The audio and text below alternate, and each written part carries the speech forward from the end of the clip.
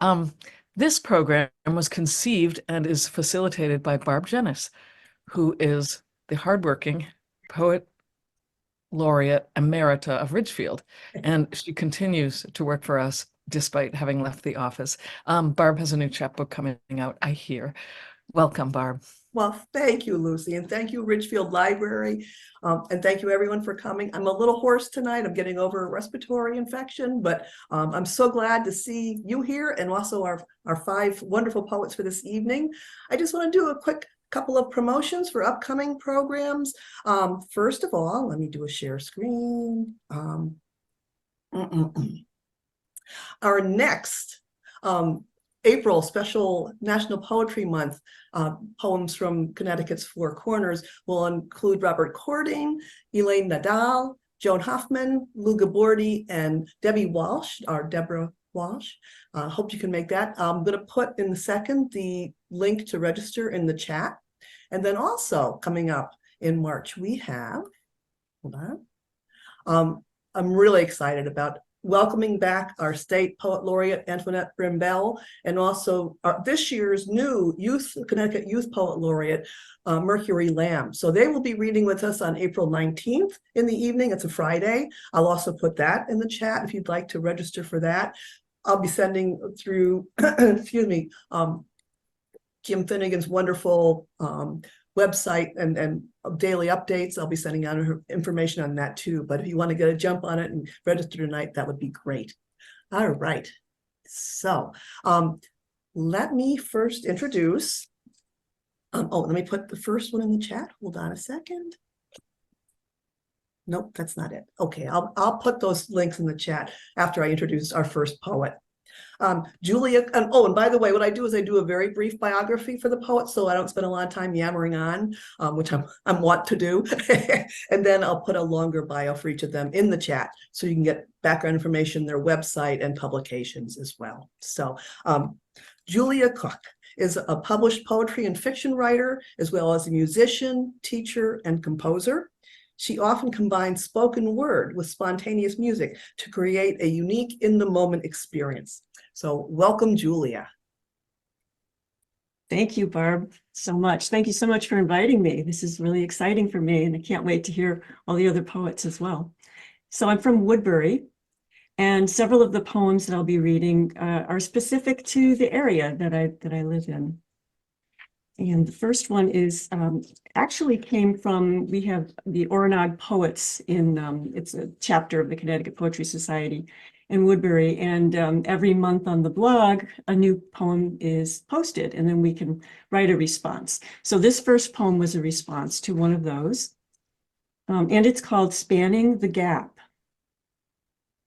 There are bridges that lead to nowhere, and bridges that span the gap over a stream, a river, or part of an ocean, carrying us safely to the other side. And there's the bridge of a song that deftly escorts us from part A to the deeper terrain of part B, where we learn why a heart hesitates or is breaking with the stress of loving you before we return to the safe shore of home. And what about the bridges I have built to get to you? The fragile rope connector that swings over a deep canyon, holding the weight of my careful steps as you wait on the other side. Or the one made of brittle twigs, snapping smartly under my footfalls, and the sturdy one made of iron, scorching hot under bright sun. But it's the single filament cast over a river, like a dancing line of a fly fisherman that snags your attention with its careless beauty, latches onto your heart, and finally brings you home to me. Thank you. Next to Woodbury is the town of Bethlehem, and in that town there is an abbey of Regina Laudis, where a community of nuns live and work together. It's a cloistered community. And after a visit there, I wrote this poem, simply called Regina Laudis. The nuns' church in the woods could be mistaken for a barn, but when you enter, the faint smell of incense invades your bones, inviting stillness. And it's quiet, so quiet, except for the hum of ceiling fans twirling like dervishes high in the rafters. A Christmas tree stands before the altar, rustic and uneven, no doubt harvested by nuns from their own cloistered woods, their strong hands cutting and carrying while singing a chant by Hildegard in unison. See what care they took, stringing tiny golden lights, hanging red balls, paper snowflakes, every sort of bird. How they lovingly arranged pots of red and white poinsettias and pink roses around the tree and baby Jesus, who lies in a straw-filled manger lined with rabbit fur. Later, behind the wrought iron gate that stands between them and the altar, they will file in and line up, standing face to sing their chants in Latin. And it makes me wonder what it's like to live exclusively in the company of women, like having 30 sisters, each one competing for attention from their almighty parents, or like water, yeast, and flour, blended by alchemy into one body, one perfect loaf. They move from milking cows to third-hour prayer, shearing sheep to noontime devotions, stacking cheese to evening vespers, working and praying, praying and working in celestial rhythm, rocking the world's cradle, rocking us to peace and sleep.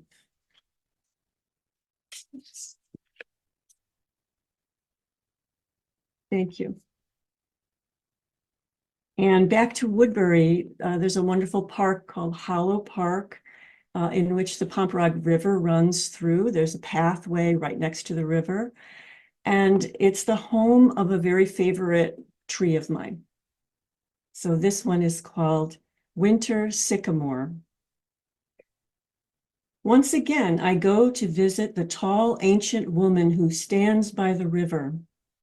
It's winter, and her leafless dappled arms and gnarled fingers reach for cool blue sky, her shapely torso wide and welcoming.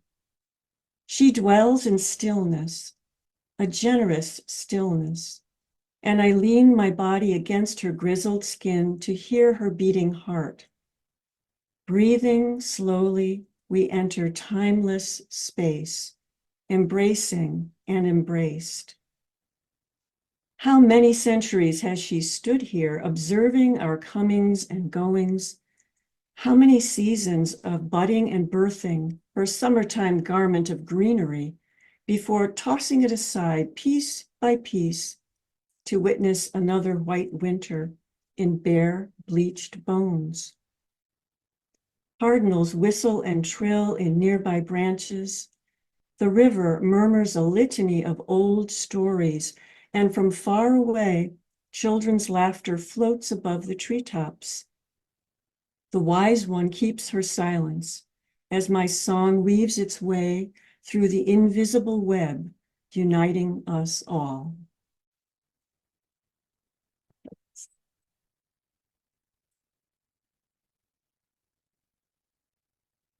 Okay, the next one doesn't have anything to do with Woodbury or any towns nearby. It's something that I used to take piano lessons. My sister and I both did. And one time when I was much, much younger, walking to the lesson, I had a really amazing experience, and it was springtime, so it's apropos. This one's called Becoming.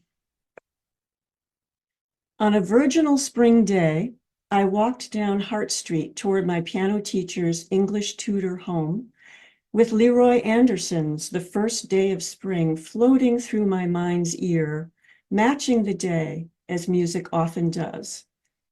Its melody climbed up a small hill, lush with daffodils and hyacinths, note by note, until reaching the summit, then looked down over all of my 14 years.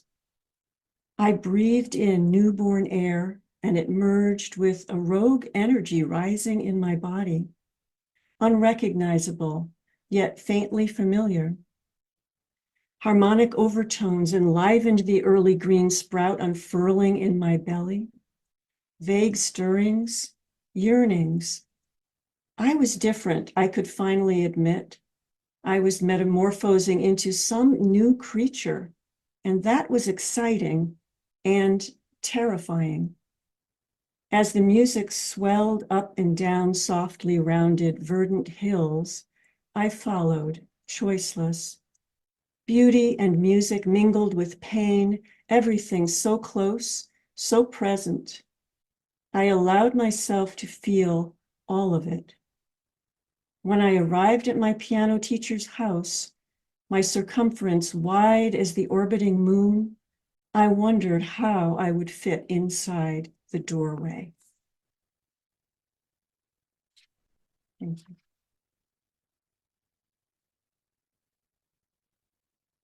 And my last two poems have to do with some young people who are very important in my life, my grandchildren. And the first one is called She Sleeps. The slender young woman on my sofa, one hand cradles her cheek, the other lies gently at her neck. Her long legs nest together like bird wings. Her face, surrounded by a splayed halo of flaxen hair, resides in perfect stillness. The visage of a dreamer traversing a universe of places, people, possibilities she may not recall in her waking state. Gazing in the half-light, I see her younger self rise up, turn to me with a mischievous grin, then race through the house, dark curls flying, laughter and joy spilling everywhere as memories flood my brain and heart. The two of us on the porch swing inventing silly songs and secret picnics under a blanket fort and laughing till our sides ache from telling tall tales. She doesn't remember all those details. In her race to adulthood, scenes have blurred and faded. Only a few clear images remain because growing up is hard, and sometimes we discard the best parts. So I keep them for her, this sleeping 2 decades old beauty. I hold these memories safe for her to find and remember.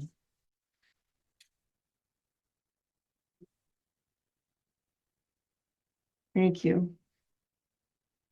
And my last poem, to a beloved 17-year-old boy. Spending a few days with you has been like a ride in the fun house, and I mean that in the best possible way. That moment of pleasant surprise when you decided to learn how to play Jingle Bell Rock on the piano, then worked your way up to Pachelbel's Canon and Fur-Elise, first section, in the space of a day. I had my doubts, but you insisted, politely refusing my offer of simpler versions. Your absorption and persistence were admirable, especially for one who had never before played the instrument. And it led me to remember when you were 9 and refused to continue with public school, even then practicing those qualities of determination and devotion to doing things your way. Still, I couldn't help but remind you that my students always start with simple arrangements so they can feel successful. But since you are not my student, you ignored this and instead asked questions about notation and keys. As I marveled at your unspoiled confidence, your meticulous parsing of notes and phrases until you had mastered the measures. After the rest of the house had retired to bed, you kept late hours, warmed by the crackling fire, as perhaps Beethoven was when he composed that ubiquitous piece.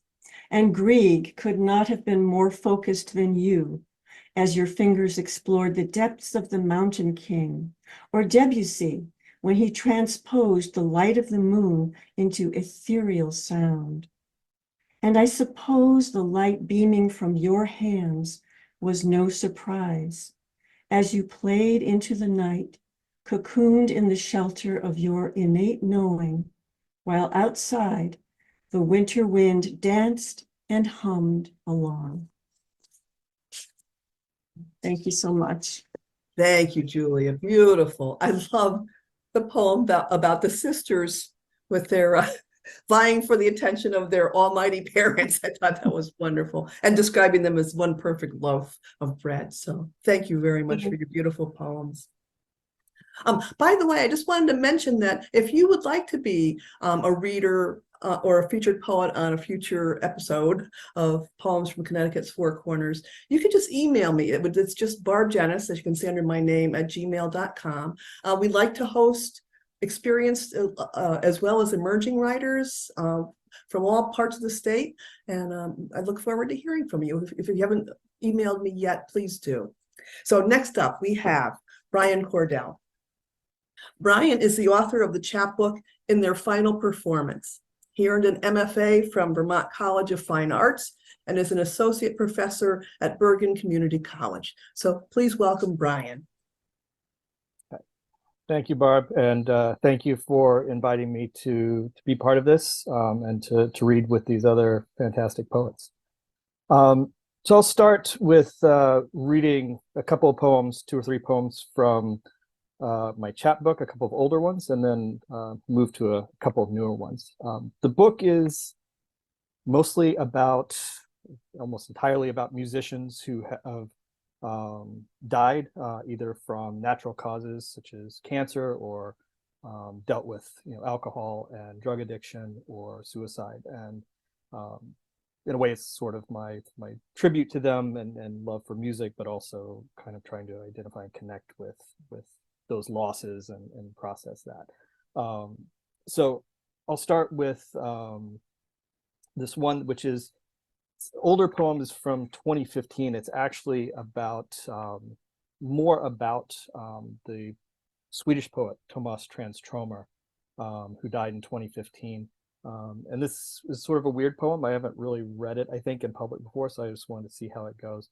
It came from a failed poem that was kind of also going to be dedicated to Mary Ruffel, who was my first sort of poetry mentor, and a failed Tranströmer poem. So I smashed them together, and now it has a weird John Lennon reference to it. So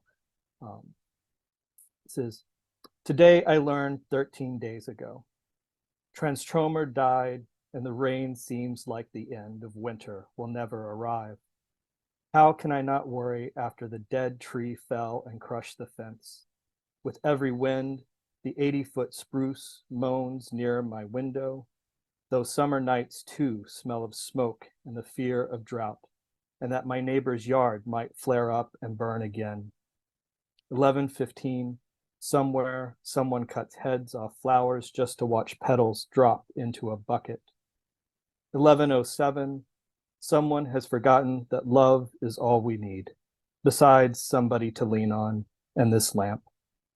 I saw her again, the gray hair just beyond the thin row of hemlock and the vinyl shed, and in her eyes, the stars beyond the clouds, and the stars beyond those, and beyond the stars, I know everything is nothing. Someone bangs her head against the floor in the hall again and again. Soon the sun will burst open, the sky, and it won't matter. Where the hair has gone alone, every tree will eventually fall." The time references in there. 11:15 is the official time of death of John Lennon. 11:07 was the misreported time of his death. So the next couple of poems I'll read are about a musician named Jason Molina. He was a singer-songwriter. His band was called the Magnolia Electric Company. And that's sort of what his death inspired the book. He was chronically addicted to alcohol. So his first poem is called "Don't Fade on Me," and it's got a O'Hara sort of allusion to the day Lady died. So this is Don't Fade on Me. Near nightfall now, and I get a glass of Gurgitch and a text message with his name in it, and I'm sinking a lot by now, and thinking of leaning on the long bar inside Emo's, 10 beers in before he even hit the stage, searching through the crowd and oblivion for my own way out. And how could I have known, talking to him then after the set? How could I have known between the silence and the thunder? How could any of us have known that some nights were Slivovitz in a Croatian cab, that some were Crown in a van in Montreal, and that some were can after can of $2 Lone Star and whiskey in Texas, that this time he was able to pull himself up from the van without help. From the floor, I am emptied, decimated, healed. And I'll read one more from the chapbook. This is also a poem that is about Jason Molina. It's called Spanish Moon, Fall and Rise. Soon the moon will falter and vanish from the sky. A waning crescent gives way its last light, and the new moon is a lie, a dark note, empty span, a ghost, reminder of what the future has planned. So this is what it is to watch a thing die. And to hear the mockingbird's song at night reminds me of magnolias and of the white petals fallen brown, of autumn and soon the moon. I listen again for the mockingbird's lullaby, his song a sadness without reply. But the night, grown quiet, more than I can stand, has emptied itself of birdsong while my forgotten hands tremble, hands that understand and cry, soon the moon. Thank you. So I'll read a few more recent poems. This next one, none of these are about musicians, so moving on from that. This next one is another poem that grew out of a failed poem. I seem to have a lot of poems that do that. I was trying to write a post-pandemic poem about masks and isolation, and those of you in the kind of Trumbull-Fairfield area, there was a few years ago, I think it was Bear 211, I think was the number for the black bear that was in everybody's yards and moving around, and was eventually tragically hit by a car. And so I was trying to wrap all of that up. And that didn't come together, but this is what came out of that poem. This was meant to be a poem about a bear, but lately the bear, or rather the thought of the bear, the image of its ruffled fur, its large claws pulling at brambles for berries, escapes me. After all, in 100 years, maybe 2, there may be no bears left. To read a poem seems as inconsequential as writing. No forest, no bear, no bear, no poem. But what should I do instead? Play dead myself? Ignore it and hope the thought goes away? Endeavor to plant 1,000 trees or start a pollinator garden in my yard? I spend hours rolling over and over intense internal debate. Biodegradable garbage bags or post-consumer recycled plastic, which is still plastic and still will fill the ocean. And still, I try to convince myself every small act makes a difference. But I hesitate, hibernate, unfurl a hefty into the can. And then I'm back to thinking in the interim about poems and bears, and whether writing any poem is at all worth it. Maybe it is. Maybe this poem will stand as testament to the majesty of nature, as amber to the image of the black bear, back scratch against the bark of a long white pine, asleep among leaves in afternoon heat, cubs nearby, clumsy, falling over one another, content, playful, as if they know what I am reaching for.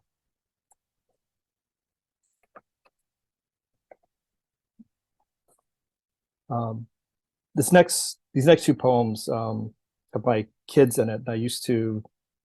People would ask me, if I ever write about my kids, and I would always say no because they make me happy, and my poems tend to not be very happy. But these are not sad about my kids, but they are sad poems. But they've started working their way into my work. So this is one that I wrote this past summer. It's called "Snake in the Tall Grass."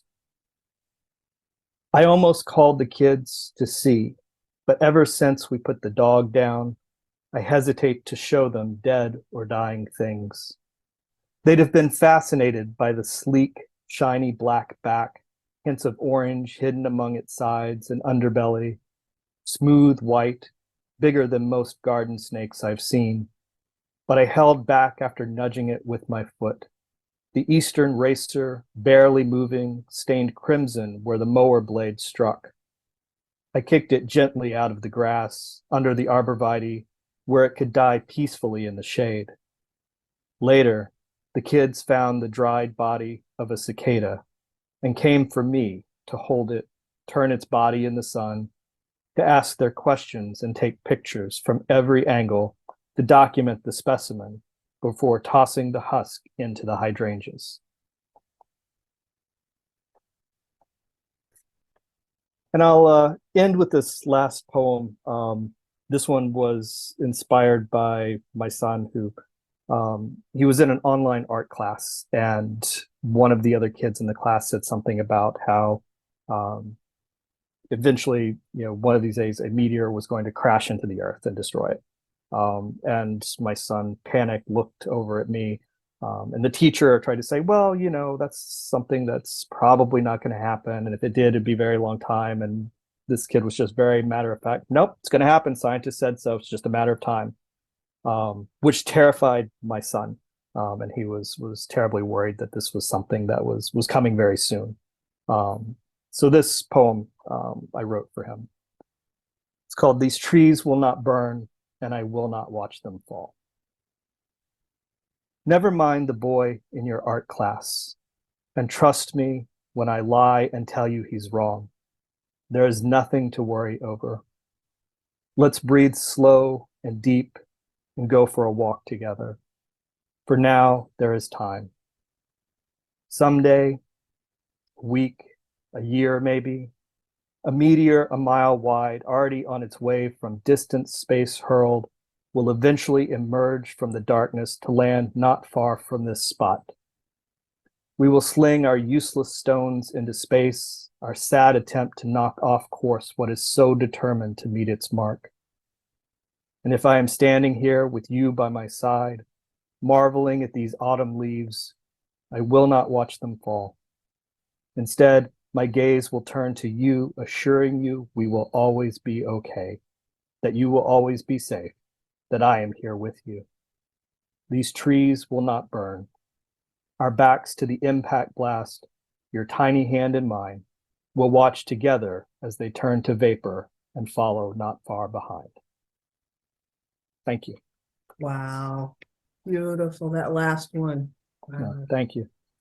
Oh, and I have to ask, I love the bear, the mistake poem that became a beautiful poem.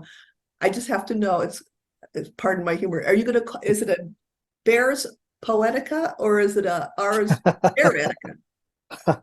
That's a good question. I'll have to think about that. That was a great poem. Thank you very much. Thank you. Thank you. All right. Well, Brian, thank you. Next up, I'm happy to introduce Luisa Quesido Kimura.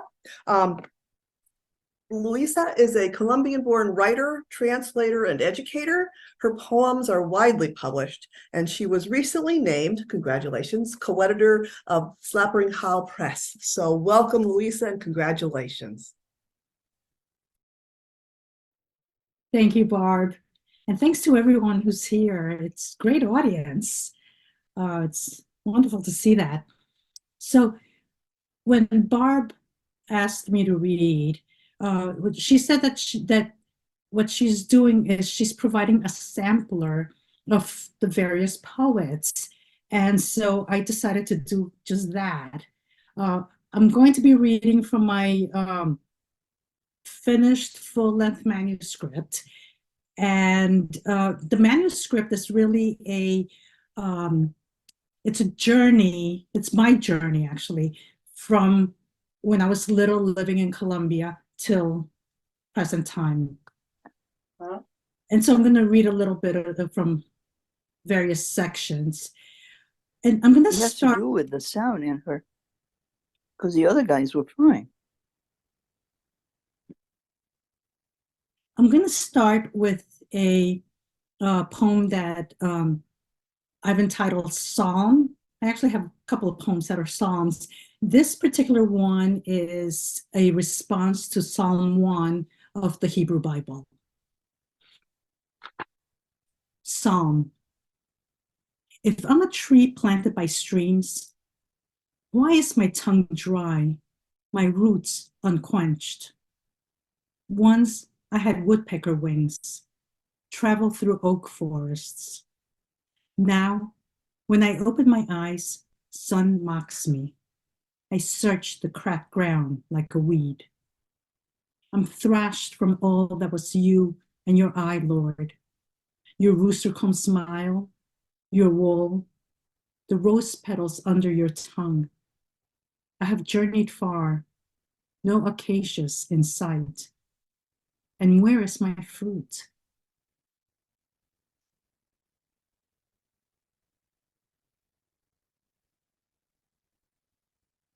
So, as I said, I was born in Colombia, came to United States when I was in elementary school. I was very young when I came to United States. And in Colombia, we had lived with two of my aunts, or rather they lived with us. And so when we came to United States, my mother would have us write letters to my aunts. And I would always write one letter for both of them. So the letters always started queridas tías, which means dear aunts. So I've written a short series of poems all entitled Queridas Tías.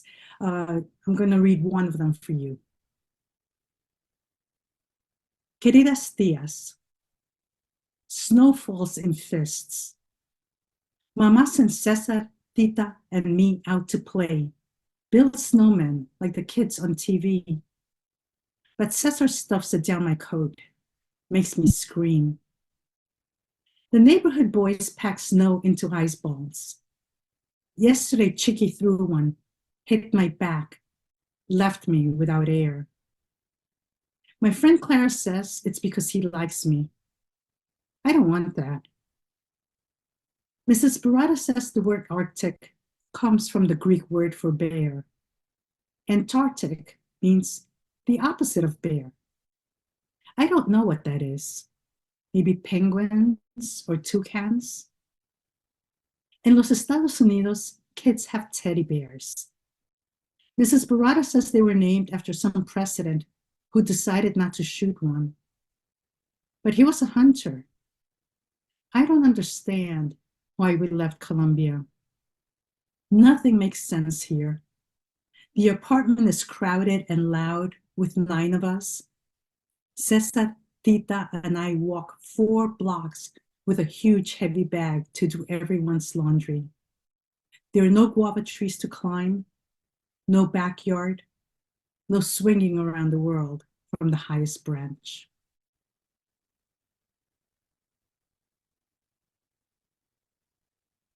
Whenever people read or hear me read that poem, they always say, well, why did you leave Colombia?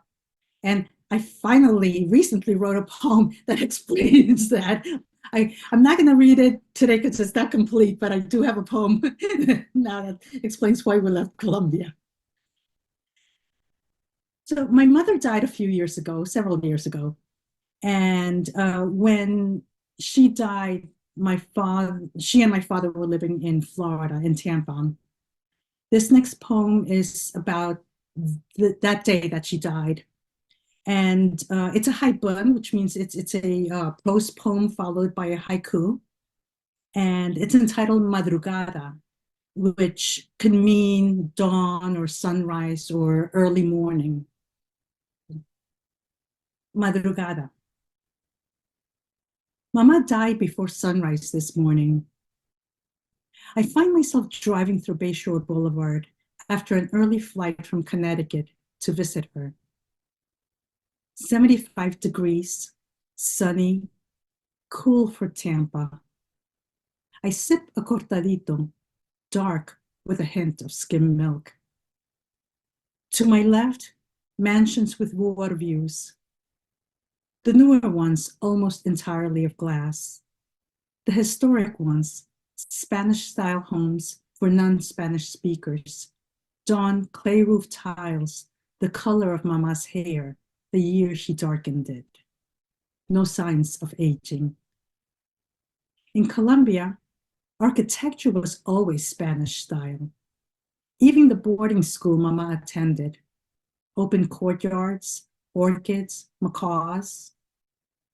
After retirement, she and Papa left New York for this area. Runners dot the 4.5-mile walkway that borders the bay. A woman with a stroller checks on her baby. Manatees and dolphins spy passers-by. Locals never cancel plans, even when it's raining. Sun doesn't lag far behind. I'm headed to some funeral home, a place selected by an LPN. My sister was told about it when she stopped by the nursing home on her way to work. Mama's body was already gone. Seagulls drift over a concrete railing. A fisherman cast his line.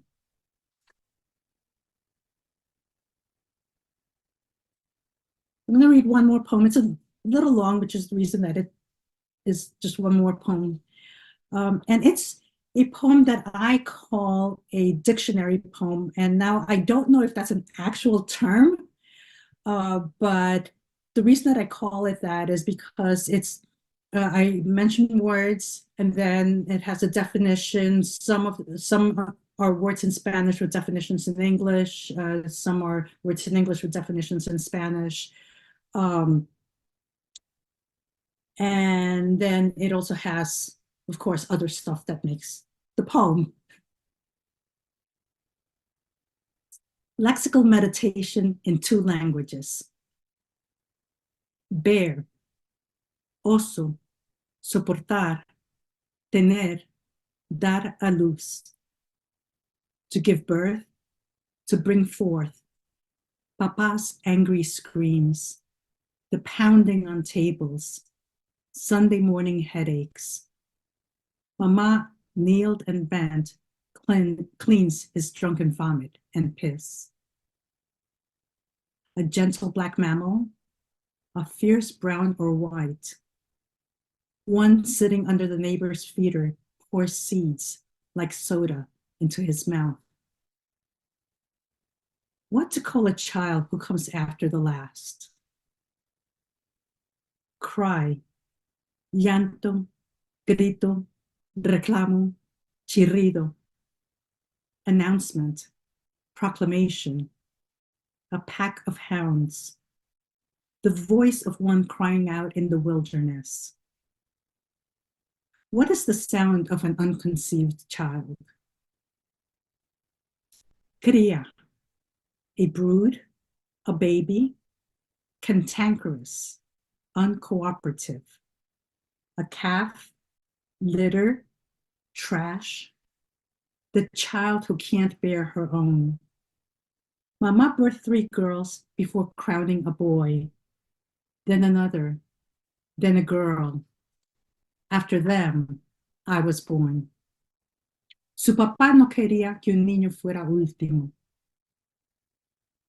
Estéril, barren, fruitless, infertile. Rebecca, Sarah. Inability, surrender, empty yard, fruitless tree, undisturbed mud. Un camino en el desierto y ríos en la tierra estéril, to give drink to my people. Form, forma, figura, molde. A professor once told me, when the story's common, the form carries the poem.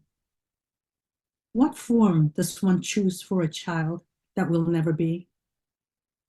A robin cyan egg fell from the pin oak in my in-law's yard. Araucana hens, fluffy and elegant, are scarce. Their large blue eggs rarely hatch. For my sister's birthday, her daughters filled a pig-shaped piñata with candies of guava, coconut, coffee, mixed fruit. Migration, emigración, transmigración, migración, desplazamiento. A reinvention of the self, willful or forced. As a child, I began to lose stories my ancestors stored in mahogany furniture brought from Santander, in firefly-filled mountains, cicadas, sloths, toucans, the pit of a mango.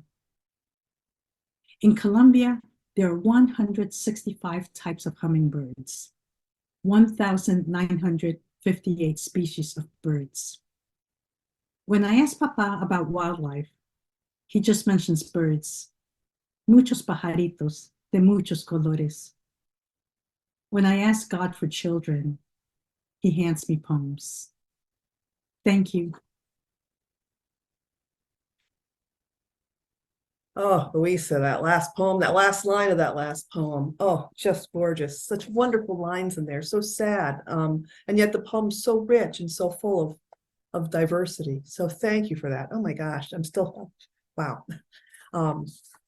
Beautiful. Now I know you have the full-length manuscript, and I think you were a finalist in a competition with it, weren't you, just recently? I've been a finalist in a few competitions. Oh, we've been down that road, both of us, and a lot of us, I'm sure a lot of us have been down that road. But anyway, well, thank you again. Beautiful work. Thank you.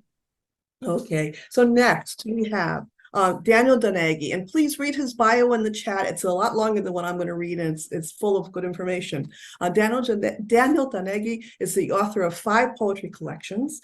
He is professor of English at Eastern Connecticut State University and serves as Poet Laureate of Windham, Connecticut. So welcome, Dan. Oh, thank you, Barb. Thanks for hosting us all tonight, and thanks for all of the other readings. I mean, this has just become kind of a state institution that you've put together so quickly, and it really enriches all of us. So I thank you very much. And I thank all the other readers tonight for your beautiful, heartfelt poems.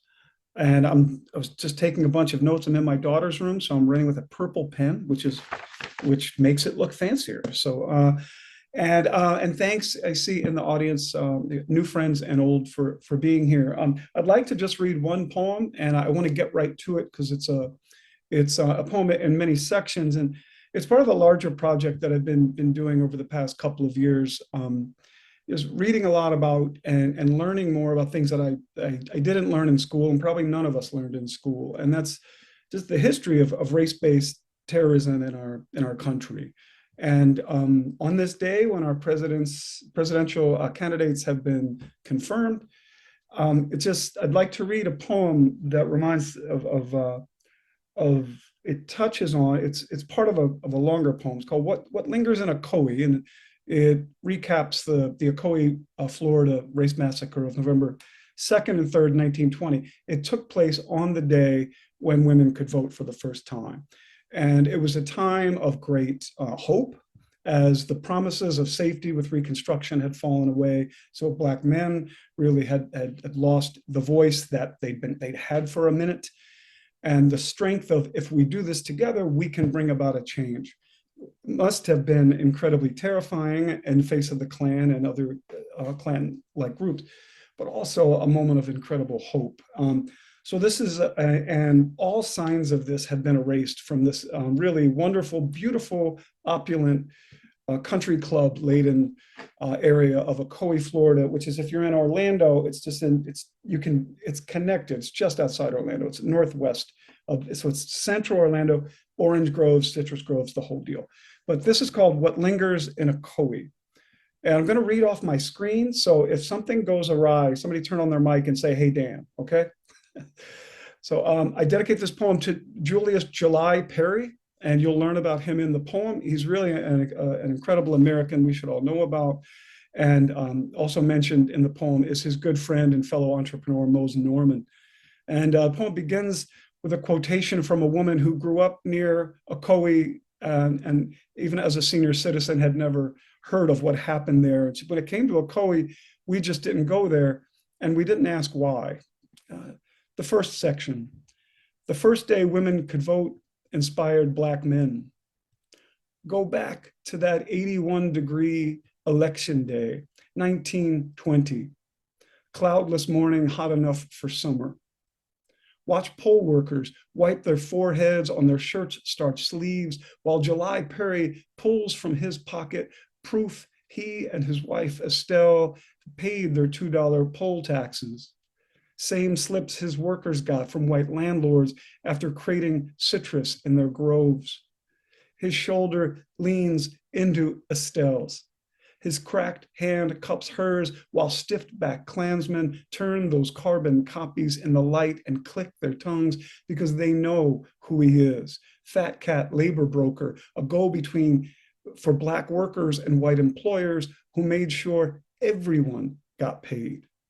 Loudmouth church deacon pumping up the North Quarters, here slave quarters. In this first year, women can vote. Taking care of taxes for neighbors, helping Black women register at 4 times the rate of white. If they come out, if Black men join them, this is a whole new world. The second section of the poem is a letter written by, it sounds like a really poorly named punk rock group, the Florida Ku Klux. It's written by the leader of the Florida branch of the Klan, warning people, Black people, not to come out to vote in this coming election.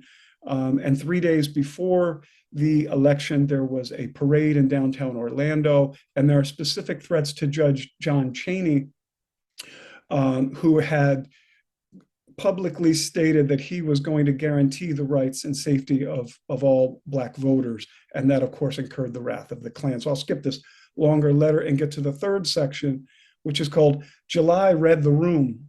Mose did not. Stand beside Estelle and July. Stare until the poll workers' squinting eyes disappear within 500 sheeted others. Snaking, sheened in sweat 3 days earlier down Orlando's Orange Avenue. Cowled in gowns and flowing robes, the Evening Star said the Klan marched with dignity to remind the people that the South was not dead or sleeping. Their fists choking Christless crosses, droopy little US flags. Hear July say, but Judge Chaney, bucket hat in hand, basement safe back home, bricked with cash after his good sense did the math. Stay in South Carolina and make 26 cents picking a pound of cotton, or head to the Everglades for 75 cents an orange crate. Save up, buy land, plant groves of his own. That was 30 years earlier. Hear his boots scuff the threshold that his partner, attorney Mose Norman, would be turned from twice that afternoon before a white vet summoned to assist in the coming riot finds in Norman's car a gun he brought just in case, or the one the white man planted or imagined there. And after he's clubbed, kicked, and chased, Mose will run to Perry's porch, where July will read the future in Moses' eyes, in Moses' welts and blood, and whisper to his friend, keep going. So Mose will vanish down a path, then into history, first gust and a coming hurricane, abandoning the car that the whites hated him for, cloth top Columbia 6, white sidewalls, silver spokes, side windows lost behind storm curtains, keys still in it, up for grabs. 4, July teaches Coretha how to shoulder a rifle, shoulder a shotgun. The storm hits that night around 11. Sam Salisbury, Orlando's police chief, Marine war vet, Klansman, leads a deputized crew of shotguns and cigarettes to July's front yard. They yell for Norman. When July says, it's just me and my family, I don't know what you're talking about. They start yelling for him. Salisbury orders July outside, said he's under arrest for a crime someone else will have to make up after he's killed, as others lied in Tulsa, East St. Louis, Eufaula, Bogalusa, Omaha, Baltimore, Chicago, Knoxville, Elaine, Gadsden, Houston, Charleston, and there's an ellipsis there. July stays inside and Salisbury stomps up the steps just after her father shows her how to shoulder a shotgun. July's 19-year-old daughter, Coretha, squeezes an eye and blasts a slug through the door into Salisbury's left arm. Scene cut. July shoots dead 2 men trying to break in through the back. Salisbury and his posse figure gangs inside, tear off to find backup. Coretha will say later how she lay low and watched bullet tracers flash through the house's front walls. She'll one day show her children where she'd been shot in the bicep. We'll tell them what July, who'd been hit too, and worse, said next. Take your mother and your brothers. Go as fast as you can. I'm not going to make it. 5, swamp, sugarcane. July's family follows moonlight across a field, crawls into a Lake Apaka swamp on their stomachs. They see the boots and shoes of 100 men shooting into their house. Though they'll never hold him again, Perry makes it somehow into a sugarcane catch behind his barn, through which Klansmen blasted boxes of bullets, cheering dead-eye friends they'll deny knowing on a road they'll say they've never heard of if anyone comes asking, and no one will. 6, the end of Black Ocoee.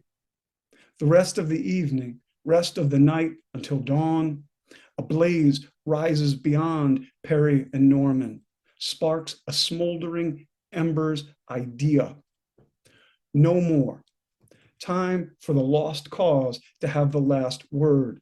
Grind Reconstruction into the dirt like spit or shit shaped from a shoe. I say shaped, scraped from a shoe. The night becomes a trail of headlights and fuel-filled mason jars. Salisbury, Sims, and Pounds bark to their minions their simple orders for Armageddon. Shoot. Stragglers on the street who don't leave town fast enough. Make examples of their corpses. Burn their stores, their school, their Masonic lodge, their churches. Burn every home whose owner ran off after you pick it clean of cash and jewels. Burn every home whose owner had the gall to stay. Break windows to feed the fire. Shoot to kill after they flee the flames. They flee the flames. Blacks are awoken that morning into a 50-50 mixed race town. Overnight, every Black resident died or disappeared. 7, special bargains, the clause in the contracts for those, quote, beautiful little groves. And there's an advertisement in the Florida Sentinel. It says several beautiful little groves belonging to the Negroes that just left. Ocoee must be sold. See B.M. Sims. See the clause in every new deed, only to be sold to members of the Caucasian race. See Ocoee become all white for 60 years, with no one asking how it happened. Say Ocoee became all white for 60 years, and no one asked how it happened. Say there was a clause in every new deed, only to be sold to members of the Caucasian race. Say Julius, July, Perry, Fat Cat labor broker, the go-between for Black workers and white employers, church deacon the Klan deemed dangerous for pumping up the North Quarters, here slave quarters. The first year women could vote. First year Black men and Black women could vote together toward a future that included them. Feel July's shoulder leaning into Estelle's on that 81-degree election day, 1920, in Ocoee, Florida. Cloudless morning, hot enough for summer. July's cracked hand cupping hers, while stiff-backed Klansmen who'd hurl torches that night, blast buckshot through him that night, then pin a note to his chest saying, "This is what we do to N-words who try to vote." Lift Perry's paper against the day's early light, chomping wet cigars, sitting on crates of guns they brought just in case, like the White League had in Eufaula and the crowd that led the coup had in Wilmington, purging the voter rolls for whatever reason they choose or for no reason except I say so, hell-bent, like others were and would be in 1878, in 1898, in each year in between and since, in small towns and big cities, on Martin's balcony, in Medgar's driveway, on Malcolm's ballroom stage. George Lee blown away while he drove. Henry Lee headshot the cotton gin by a Mississippi legislator who was never charged. Lamar Smith shot down while dozens watched on a courthouse lawn for the crime like July's of helping Blacks register to vote. On and on, like rain and flames and pain. In courtrooms and in Congress, country clubs and the White House. Hell-bent they were on making sure they stop the start of a world for all. Thank you. Wow. Yeah, wow. You got a lot of chat comments too, Daniel, on how powerful and moving that was. That last line. Could you read the last line again? I think we all need to hear that last line again. Sure, yeah, it's I've changed it a million times. Hell-bent on making sure they stop the start of a world for all. Yep. Wonderful. Wonderful. Thank you very much.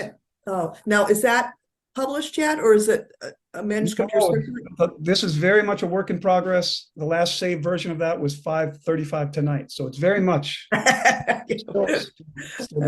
I know those. Yeah, oh, wonderful. Well, thank you very much. Oh my gosh. Oh wow, this is a great night. I'm glad you're all here to hear these wonderful and powerful poems. Our last wonderful poet for this evening, Dolores Hayden. Dolores Hayden's poems have appeared in Poetry, Yale Review, The Common, and Best American Poetry. Her most recent collection is Exuberance, and Dolores is a retired Yale professor. So welcome, Dolores. We're so glad to have you here. Thank you, Barb, for hosting our event this evening. And thanks to the Ridgefield Library and the Connecticut Poetry Society. You've brought us together from all parts of the state on this rainy night, and it's been wonderful hearing the other readers. In the middle lane, leaving New Haven. Dusk hovers behind the billboard. We want your scrap gold. Behind the imported oil on the tank farm, the rusting metal on the export pier, the oversized flags on the auto dealer's lot. 4 out of 5 commuters drive alone. In the left lane, a black bus, shrink-wrapped with characters for luck, hurtles past me toward a casino. On the right, a white limo accelerates to a wedding. Who is the risk taker looking for grace? A cell tower marks frolic talk as I exit toward narrow roads that wind and rise and fall. I steer into the shapes of time. River Street and Water Street curve with fishermen's work. Leeds Silent Road weaves where farmers grew salt hay, and the last of the light fades on bone-colored Spartina. Who is the survivor mapping history? On Colonial Road, a developer has been clearing to build houses. Dispossessed, a doe and a buck wander onto the asphalt. Pay attention, braking hard, headlights high, I hear an owl. I might as well be an owl, hooting at the ice, lecturing the winter. Snow coats the sand on the beach. Snow drifts over the seawall next to the Sound. On Cove Lane, my house resists the January wind. Windows dark, my house is as cold as only a widow's can be. On the porch, shovel, rock salt, firewood.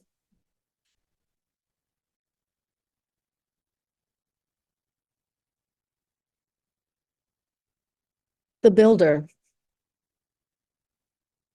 When old man Smithson died in January, the builder read his terse obituary and beat out all the preservationists to buy that farm. First he logged the oaks. 20 wild turkeys scattered, screeched in circles as he yanked the last few stumps and blasted ledge. His grapple jawed the cedar shingle roof for days. He stripped the clabbered skin and pulled the sash, 12 over 12, grainy old glass with oval whorls like someone's fingerprints. A dealer hurried 100 miles to salvage the wide front doors, double doors, hand-planed as smooth as a man with careful hands could manage. Roof, boards, sash, doors. By March, he bared the bones. He thrashed the frame until the skeleton gave way, down. And then he swung an iron wrecking ball at the chimney. 30-odd feet of brick bashed foot after foot. A pistol after the pedals go. That's Frost, he said. I memorized his stuff in school, but masonry is nothing like a flower. After the hearth, he hauled off the foundation, long granite blocks about the size of coffins, and he dragged footsteps away as tulips rose through rubble. A builder measures the space of the dead. He deals in possibility.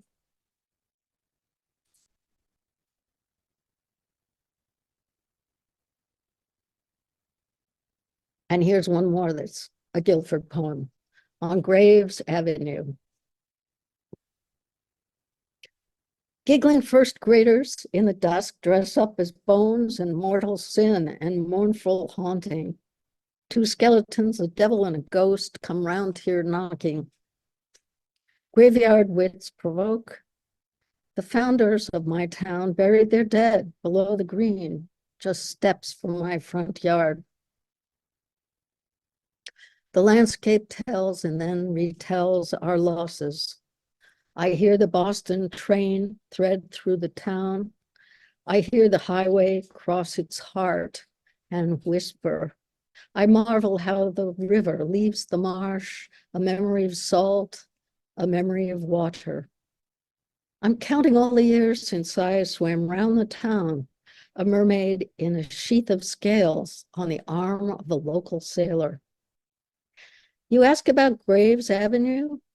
The street with a soulful name once housed a man called Graves, wide-shouldered Smith who married Widow Bailey.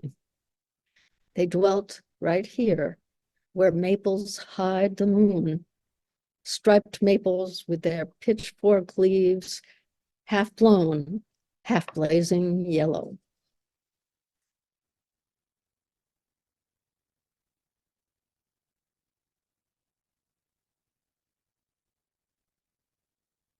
The next poem recalls a road trip that I took many, many years ago in Virginia and includes a quotation from photographer Walker Evans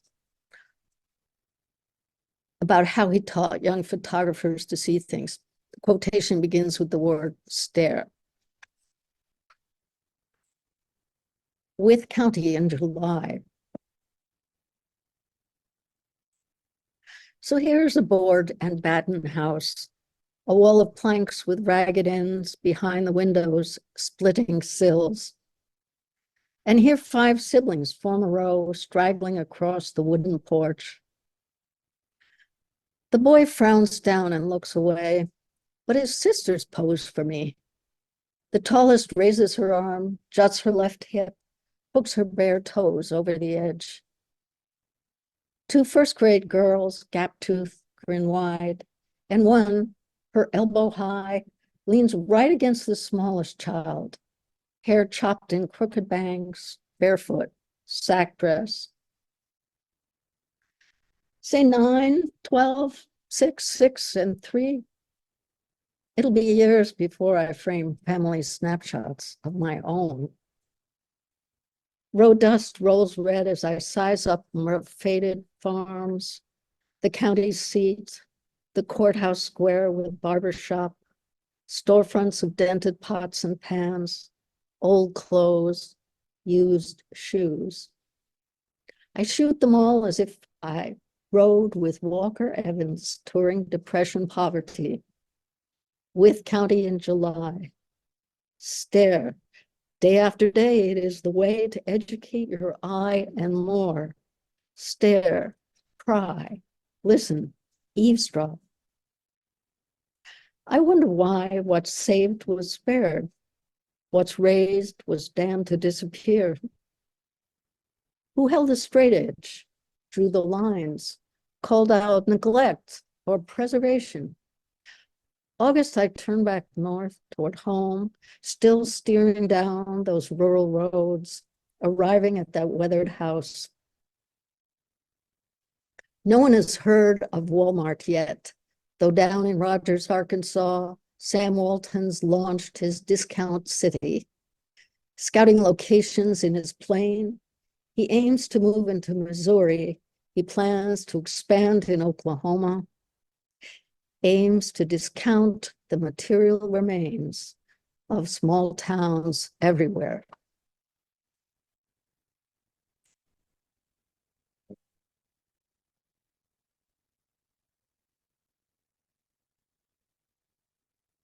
And the next poem is set in Amherst, Virginia. At the 1939 World's Fair, General Motors' Futurama exhibit promoted interstate highways that were finally built in the 1950s and 1960s. I was in Amherst, Virginia at VCCA on a poetry residency. And in a local store, I came across a souvenir of that 1939 World's Fair. Futurama. In Lou's Antiques, I spot a metal button. I have seen the future, blue on white, an inch across, round as a host, badge of communion with the car, salvation straight from Flushing Meadows 39, when General Motors pledged its faith in God and God's own progress. 40,000 miles of motorways Americans might drive one day with government to pay the bill. Then families could reach the New York Fair by overnight express, a train I'll never ride. They boarded up the station now. Trash sifts across the tracks not far from Lou's, and highways slice the town. Ramps cut right in, right out. Ramps knife both north and south as Main Street drowses, half the storefronts vacant. Once in a while, a farmer or a teacher or maybe a feed store clerk will ask about the yesterdays tomorrow can't repair. I buy the button as a souvenir.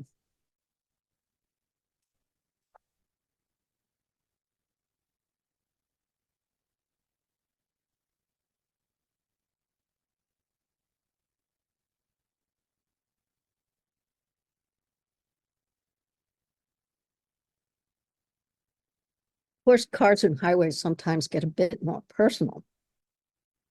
Coming of age, it's dedicated to my daughter at 16. One loud click of a camera and you enter adulthood at the DMV with a headshot on your learner's permit. Back in the family car, you press start, flick the wipers, pump the brakes, adjust the mirrors, test the horn. Driver chooses the music, you insist. Hands at 10 and 2, eyes on the road, you're rolling. You signal to make a hard right, stop for light. Smoothly, you cruise the highway without a sideways glance at the salvage yard where excavators jaw on hoods, grills, fenders. You've never heard a car crumple. As you pass an oversized load, I admire how focused you are, how calm. As a young American, you'll drive 500,000 miles in your lifetime, the distance from Earth to the moon and back.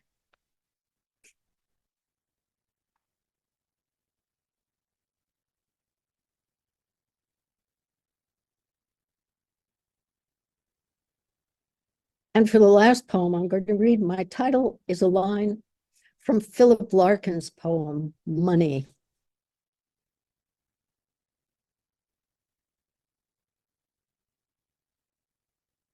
I listen to money singing.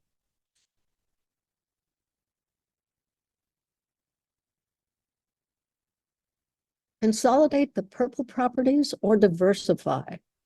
5 gleeful children, Harry, bully, and bankrupt friends, each one aware the richest player wins. Penciling profit versus cost, counting out cash. The children do the arithmetic on every turn. Thimble and Shoe are stuck in jail, throwing the dice for doubles. Flatiron borrows on his Baltic lot to buy the Reading Railroad. The racing car roars right past Go, picks up 2 bills. The hat raises her Park Place rent for a one-night stay in a ritzy red hotel. Here comes the Shoe and Thimble too. They're out of jail, but Thimble's riding the Reading now, complaining Flatiron's fare will finish her. And here comes Bank. He writes the mortgages. He hustles your ascent, auctions your fall, transacts the practical and volatile business of capital. Money sings. And here comes Mr. Monopoly. He's stepping out in ancient spatterdashers, wearing top hat and morning coat, twirling a cane, puffing a flat cigar, performing wealth as operatic solo. Money hums. Dealing in real estate, he's cruel, he's kind. He doles out taxes, fines, and legacies. In a mood, he might dispatch a player to jail or get them out of jail free. On a chance, he's whimsical until he's mean, until he's monopoly capital again. Thank you. That's my last one. Thank you. You all recognize that game. Yes. Hey, some killer lines. People were putting them in the chat. I just have to, I have to concur the one about the yesterday's tomorrow can't repair. It's beautiful. And then the really poignant one, my house is as cold as only a widow's can be. So thank you, Dolores. Beautiful poems. Thank you. And thank you, other poets, and thank you, audience members, for coming this evening. You were a great audience, and thank you for your comments in the chat. Please come again next month. Thank you, Lucy Hanley, Adult Services Coordinator for Ridgefield Library. Whatever I am. Thank you, Barb. Besides Thank you Wonder so Woman. much. You are Wonder Woman. All right, everyone. Wonderful night. Good night. Good night. Thank you all.